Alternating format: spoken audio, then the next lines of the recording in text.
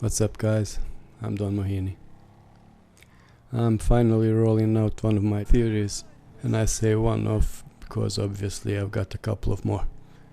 Now this is going to be a long video, but before we get into it, I want to make sure that you are prepared to understand and accept the things I'm gonna be talking about later on, and that's gonna take some initiation. So we'll start like this. I want you to sit back for a second and just watch the skies of Los Santos with me. Pay close attention to the clouds. Watch as the new clouds form and some of the smaller ones disappear. This is hardly distinguishable from what you might see were you to go outside and watch the skies above your home. It also goes to show that guys at Rockstar spend some time figuring out how things work in real life. And I'm talking scientific research. They may even have a few people with scientific background on the team. Now can you imagine how much effort went into making just this seemingly unimportant part of the game? I mean, there's obviously a dedicated algorithm written specifically to control the cloud formation and deformation. And then there's the graphics. How much processing power was sacrificed in mastering booth in order to get the skies to both look and behave just perfect? And all for something that hardly anyone ever looks at. Now the only reasonable question you may have is why? The answer, I believe, is they want us to look at the skies. They want us to admire it. To actually stand there and just go wow. And maybe, just maybe, they want us to look long enough that we might catch a glimpse of something extraordinary.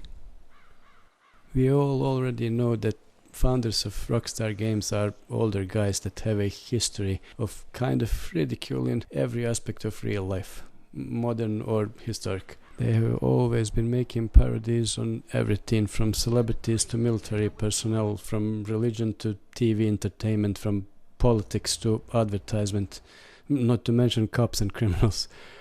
They exaggerate heavily, but they also make a valid point through the parody on being a parent, or being a software developer, or paparazzi or whatnot. My point is, this game is a parody of the real life, but it's a very realistic parody, down to the smallest detail I can think of.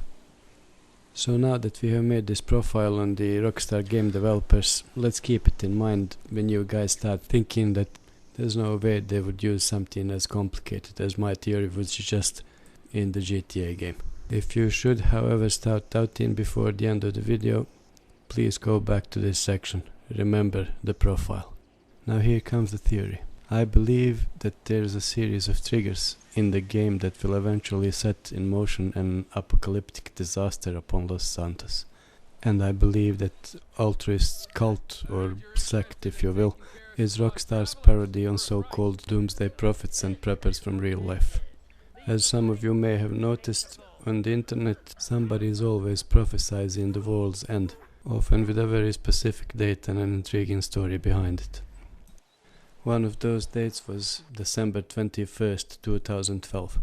Enforced by the oddity of the Mayan calendar, this date was talked about not only by the hardcore preppers, but even the mainstream media and regular folks.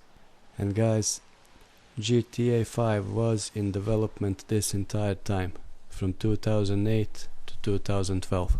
Is it too hard to accept then that some of this mass hysteria made it into the game as a parody? Think about it. One of the most popular theories back then was the ancient myth from the Sumerian tablets that talks about lizard people of Anunnaki from planet Nibiru, one of the 6 planetary objects orbiting a dark star that is the other part of our binary solar system.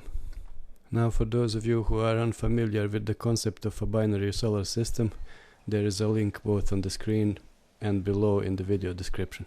The Sumerian legend talks about this dark star along with its 6 planets orbiting our sun in an insanely long elliptic orbit that takes about something like 3,600 years to complete. Now, where am I going with this? Well, I believe that this old-timer right here at the altruist camp is trying to catch a glimpse of just this event. I believe that these strange drawings, as we call them, are depictions of this event. Two suns in the sunset, one yellow, it's our own sun, and the other red. Now previously I have mentioned that this other star, also known as Nemesis, is a dark star. Now that means that it emits no light in a visible spectrum of electromagnetic waves. Yet it is being depicted here as red. Could they be hinting that it only radiates at a very long stretched out wavelength of infrared? But then we can't ever see it. Not unless we had something as fancy as spectrometer, right? And that's what I think is inside the box that we find here after liberating the camp.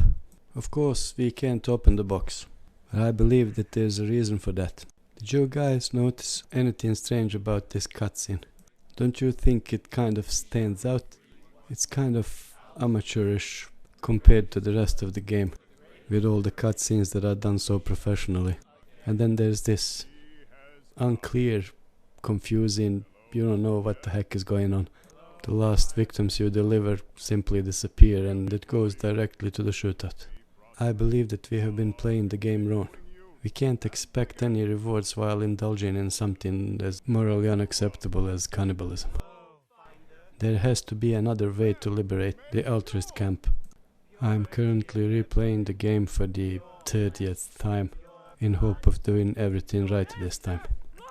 I would also like to encourage as many of you as possible to do the same. This is not over yet, guys. A couple of days ago, one of the masters of the Chiliad mystery hunt, Danny Coldblood, also known as Music Idiot, made a video featuring another great hunter, Black Smoke. The link will be in description.